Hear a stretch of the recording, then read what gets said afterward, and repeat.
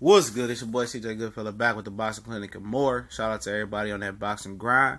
Shout out to the homie Get a Mic, all one word, Get a Mic Boxing. Boxing is a separate word. Follow my mans on YouTube, man. You've been following me and I've been following his content, Facebook and YouTube.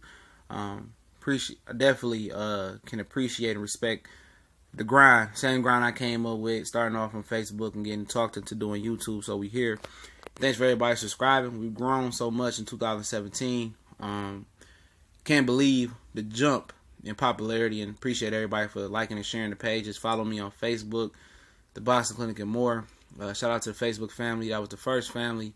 YouTube now is bringing us home, and we look forward to doing bigger and better things in 2018 with the starting off with the live show Wednesdays and Sundays coming up. I keep y'all posted on that with a panel of people that probably change every once in a while, and then a radio show that'll be correlate with the live show eventually, and hopefully get into interviews, get back into doing them. Thinking about that with boxers, throw some suggestions out there. But I keep hearing dudes saying, "Oh, you can't run winning a fight."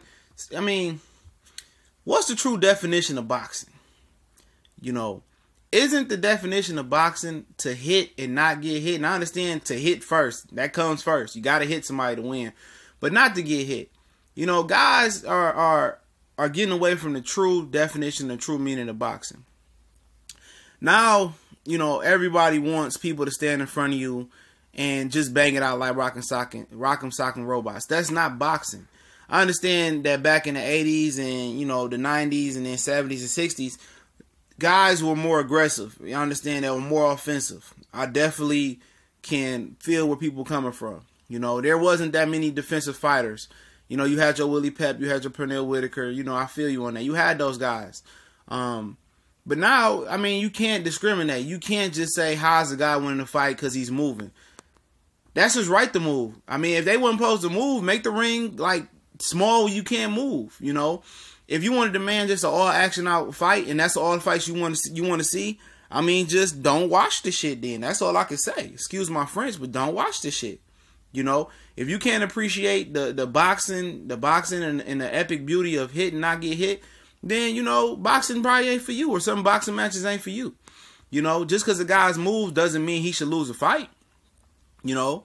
If the other guy can't force him to fight, it can't cut the ring off, and can't figure him out, then you get mad at the other guy. Don't get mad at the guy who's standing within himself and fighting and using his skill sets to win. Because at the end of the day, ain't no 401ks in boxing, ain't no insurance. You gotta go with your health insurance, and this is how people feed their family. So they gonna fight to their strengths. And a lot of guys saying, I don't see how guys are fighting and they moving and running. Running and moving is two different things. Running is move, running is like moving not to get hit, not making a boxing move. That's how I explain it. All right, when a guy moves, you say he move a lot. If he's moving to set up a boxing move eventually, then that's not running. If he's moving not to set up a boxing move, just moving to get out of harm's way, I'm with you. It's running. But at the end of the day, it's up to the opponent to figure that guy out, to make him sit down and fight. Period. People say, how can you move? That's casual talk. That's casual boxing talk. Straight up. If you can't appreciate a guy moving and then, hitting and not getting hit, then, don't claim to be a hardcore boxing fan. You in the casual class, in my opinion. You in the intermediate beginners level boxing. If all you want to see is brawls, and I love to see a good brawl, but I don't want to see repetitive brawls every week. I love to see a tactical matchup like Lomachenko versus Rigondeaux. That's what I like as well. I like all facets of boxing at the most elite prize level. And I like some amateur boxing, and I like some intermediate, mid-level, contender, prospect boxing. I like to watch some bottom feeders fight, because some of the bottom feeders, guys with, not glamorous records, sometimes make for the best fights in the sport of boxing. But for guys to be out here crying, oh, he's moving. Hey, don't get mad at the guy that's moving. Get mad at the guy who can't stop him from moving and hitting and not getting hit. Get mad at him. Y'all getting mad at the wrong people. Like Mayweather and Pacquiao, people got mad at Floyd for moving. What the fuck did you expect? Honestly, what did y'all expect? Him to be aggressive after, 7 to 8 years of being Money Mayweather or whatever it was? and stopped doing what he was doing, he wasn't going back to the 96, 97, 98, 2000s, early 2000 Floyd. We knew that wasn't happening. He told you that wasn't going to happen. Get mad at Pacquiao for not being able to figure Floyd out and make Floyd fight. Pacquiao shit the bed, not Floyd, you know.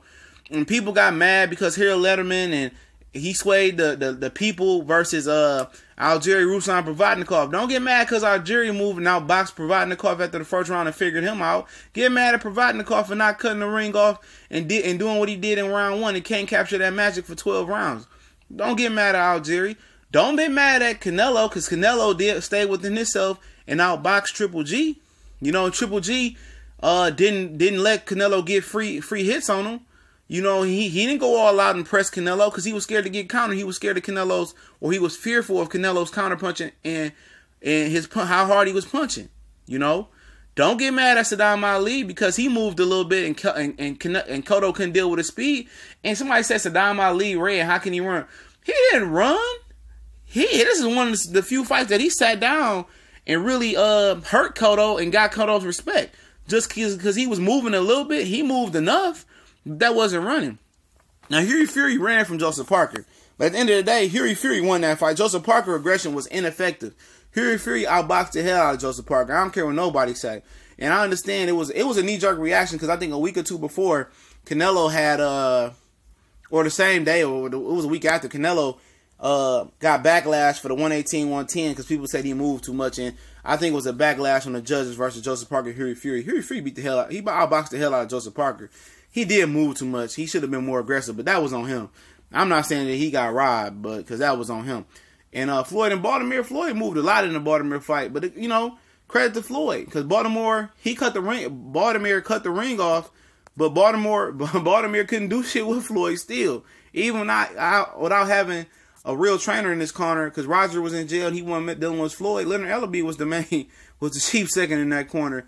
And Floyd still outboxed Carlos Baltimore, who was coming off a big win over Zab Judah. And then Floyd would eventually, or I think he eventually fought Zab Judah. No, he fought Zab Judah before then, I think. I can't remember the timeline.